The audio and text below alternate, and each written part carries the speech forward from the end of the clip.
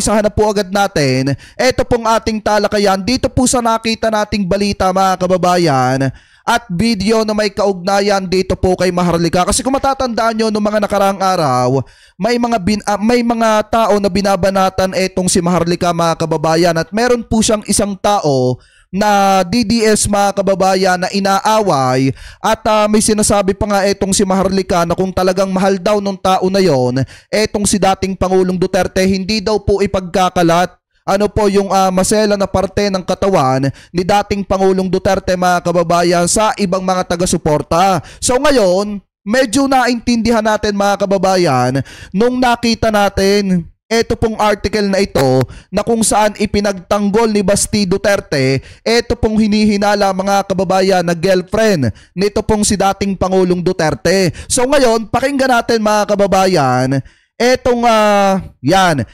bidyong ito ni Maharlika na kung saan may inuupakan po siya dito at mamaya makikilala nyo di umano kung sino yon. Ano po, pakitama na lamang po ko kung ako po ay mali. So ito mga kababayan, play na natin.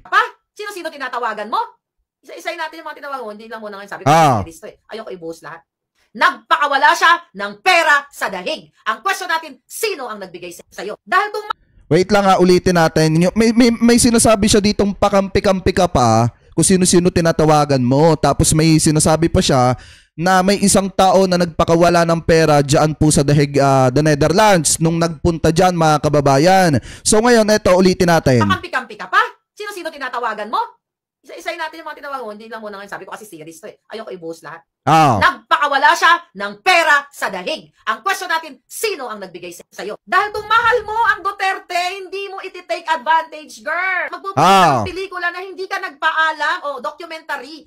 Hindi ka nag-courtesy sa pamilya. Nauna ko pa kang nalaman. Tapos may sinasabi pa dito mga kababayan si Maharlika about dun sa pelikula na dapat ipoproduce kung paano na-aresto etong si dating Pangulong Duterte. Sinasabi nung iba na ang nasa likod daw po nun mga kababayan ay walang iba kung hindi etong si Daryl Yap. Pero ang totoo mga kababayan, hindi po si Daryl Yap yung tinutukoy dito. Pakitama na lamang po ko kung ako po ay mali. So ngayon ipagpatuloy pa natin. Tama eh. Gusto mo aminin ko? Ako nagchika. Kasi hindi ko kaya. Ako ang nagmarites. Kaya nalaman na ikaw ay magpo-produce. Di ba pinatigil kayo? Di ba pinatigil kayo ng kaibigan ninyo? You are for money, girl. You are not for Duterte. Ako, umuwi ako ng Amerika na broke. Sa totoo lang. Umuwi kami ng Amerika na broke kami. Because we spend our own money. We don't have budget kahit kanino. Ikaw, may pondo, tapos gagawa ka pa ng documentary? Really? Is that for PRRD? Wag kami. Pakampi-kampi. Hindi pa yan. Ituloy pa natin dito pa sa isa mga kababayan. Tinawagan mo si T. Okay? Nagpapaliwanag ka, Alpotera, na sinasabi ni Ma'am Hanelet na nagpapanggap na nurse ay ikaw. Ang sabi ko sa'yo, bakit? Nurse ka ba? Ang sabi mo, ma'am, hindi po. Sabi ko, then, i-retract mo yung mga nakapost. Ano sabi ko sa'yo? Hindi ka pala nurse eh. Di bawiin mo yung mga pinost sa'yo na ikaw ay nag-alaga kay Pangulong Duterte. Kasi may nag-post na ganun. Ginawa mo ba? Hindi. You enjoyed it.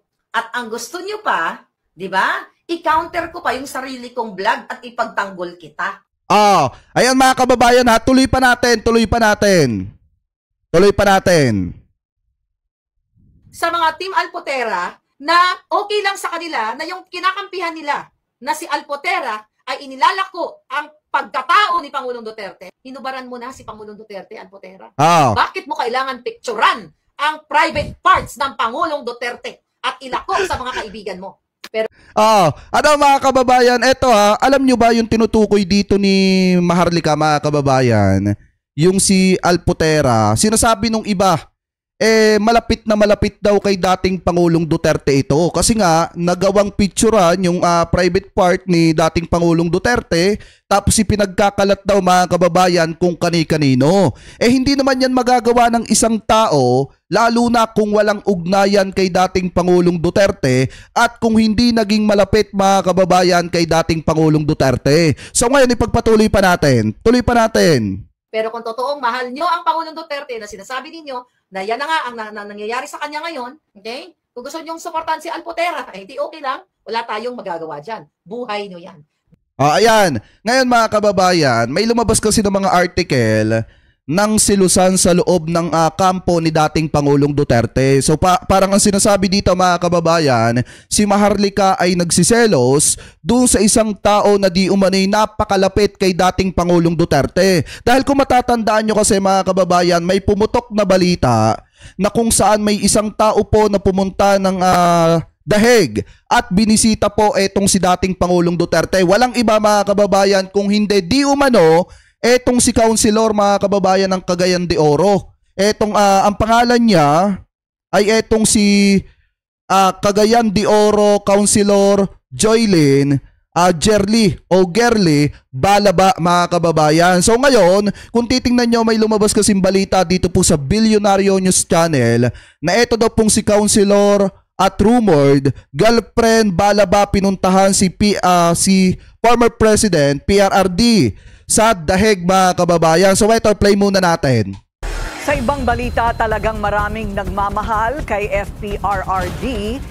Bukod sa kanyang legal wife na si Elizabeth Zimmerman at partner na si Hanilet Avancenia, spotted din sa Daheg ang kanyang rumored girlfriend na si Cagayan de Oro City Councilor Joylyn Gerly Balaba. Nabigong bisitahin ni Balaba ang dating Pangulo sa kulungan dahil sa istriktong visitation rules ng... Biruin nyo mga kababayan ha, ito po kasing si Councilor Balaba, ito po ay pinaghihinalaan na girlfriend ni dating Pangulong Duterte. Kasi tingnan nyo naman mga kababayan, may itsura din naman at hindi naman nalalayo na magustuhan talaga ni dating Pangulong Duterte di umano etong si Councilor Balaba. At dahil po dyan mga kababayan, inupakan po yan at binanatan din itong si Maharlika. Kaya nga mga kababayan, kung matatandaan nyo, pasimple po siyang sinoplak ni Basti Duterte at pasimpleng ipinahiya etong si Maharlika ni Basti Duterte mga kababayan. Ngayon, ipagpatuloy pa natin. ICC. Pero sumama ito sa mga Duterte supporter na nag-camp out sa labas ng detention facility.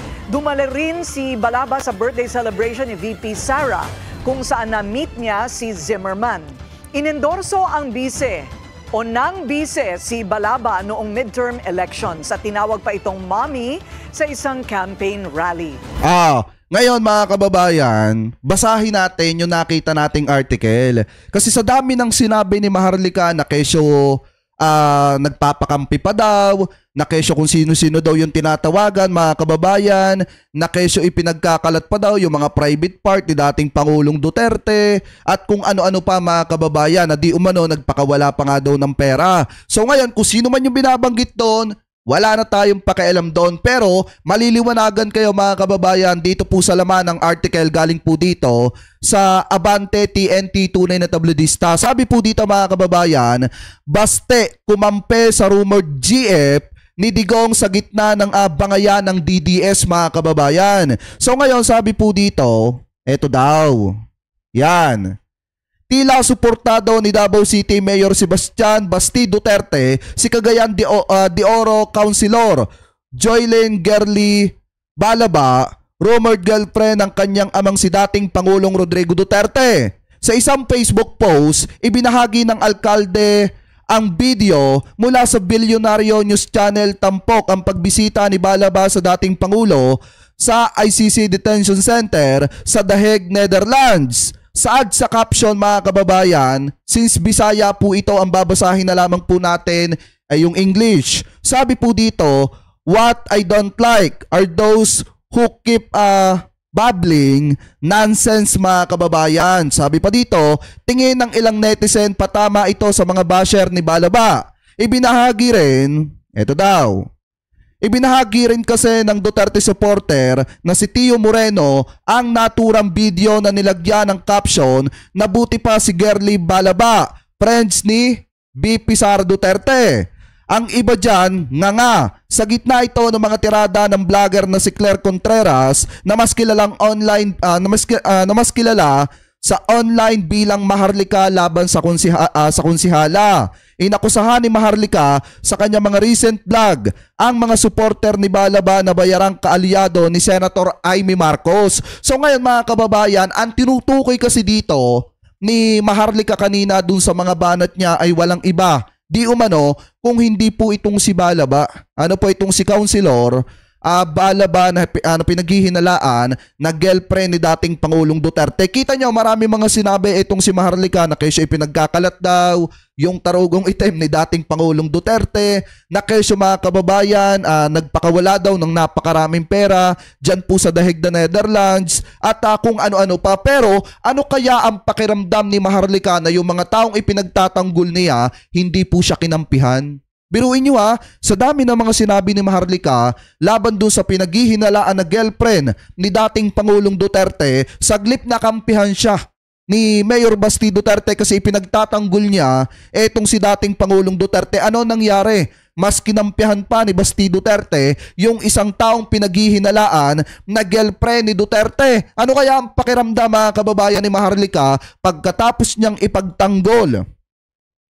Pagkatapos niyang ipagtanggol etong mga Duterte, pagkatapos niyang magsakripisyo, nakasuhan pa siya ng iba't ibang kaso, maipagtanggol lamang etong si Digong. Pero kalaunan, saglip na kampihan siya ni Basti Duterte, mas kinampihan pa mga kababayan eto pong councilor na pinaghihinalaan ang girlfriend ni Duterte mga kababayan. At ang isa pa dyan, kung titingnan nyo sa sinabing ito ni Basti Duterte, parang sinabi niya na rin na eto pong si Maharlika ay fake news talaga. At walang katotohanan yung mga pinagsasasabi dito po kay Councilor Balaba. Kasi nga naman, inakusahan ni Maharlika na bata daw ni Amy Marcos, eto pong si Balaba mga kababayan. At may mga kasamahan pa daw ito na gustong mag-produce ng pelikula at gustong gamitin ang kwento ng pagkakaaresto kay dating Pangulong Duterte para daw po pagkakitaan. Pero ang nangyari, saglip na kampihan siya mga kababayan ni Basti Duterte, pasimple pa siyang pinatamaan.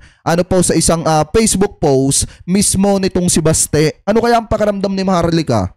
Saglip na kampihan siya ni Basti Duterte, mas kinampihan pa ni Basti yung isang tao na hindi naman ipinagtatanggol ang mga Duterte. So kung titingnan nyo mga kababayan, malaki na po kasi ang problema sa grupo ng mga Duterte. Sila na po mismo ang nag-aaway at sila na po mismo ang nagbabangayan. Kasi nga, merong mga issue sa pera, merong mga issue mga kababayan di umano dun sa pagsuporta dito kay Digong, at may binabanggit pa etong si Maharlika na eto daw pong pinaghihinalaan na girlfriend ni Duterte ay ipinapakalat daw yung mga private part mga kababayan nitong si Digong. Ang tanong, bakit kaya nagsiselos etong si Maharlika dito po kay Councilor Balaba mga kababayan? Bumisita lang naman etong si Balaba dito po mga kababayan sa Dahig na Netherlands sa facilities nitong si Duterte. Bagamat bigo na makapasok mga kababayan, nakita yung presensya doon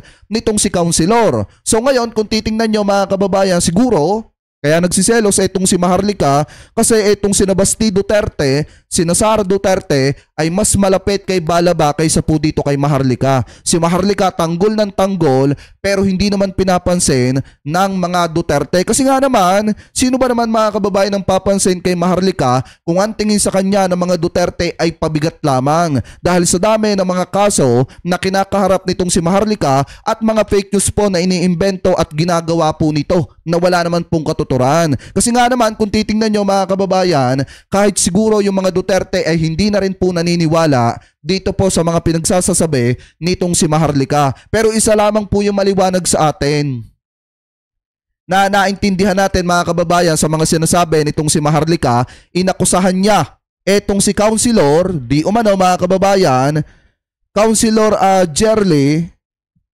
eto yan. Si Councilor Joylyn Jerly Balaba na di umano ipinapakalat daw yung tarugong itim ni dating Pangulong Duterte. Siguro mga kababayan, baka naka-video call ni dating Pangulong Duterte etong si Councilor, di umano hindi ko naman sinasabing totoo, hindi ko rin naman sinasabing hindi totoo. Pero baka di umano, naka-video call ni dating Pangulong Duterte etong si Balaba, and then ipinakita ni dating Pangulong Duterte yung tarugo niyang itim mga kababayan. Kaya nasasabi ni Maharlika yung ganyan mga klaseng issue na ipinapakalat nitong babaeng ito yung mga private part ni dating Pangulong Duterte. Pero anyway mga kababayan, ito ay isang patunay na talagang hindi na healthy yung samahan ng mga vlogger ni Duterte at yung samahan ng mga kaalyado ni dating Pangulong Duterte. Kasi sila na mismo mga kababayan ang nag-aaway. Sila na po mismo ang nagbabanggaan. Ano po? So ngayon, mga kababayan, ito po ay isang karma na po sa kanila sa mga pagbatikos at paninira po nila sa gobyerno ni PBBM. Sila na po mismo ang nagbabangayan at nagsisiraan.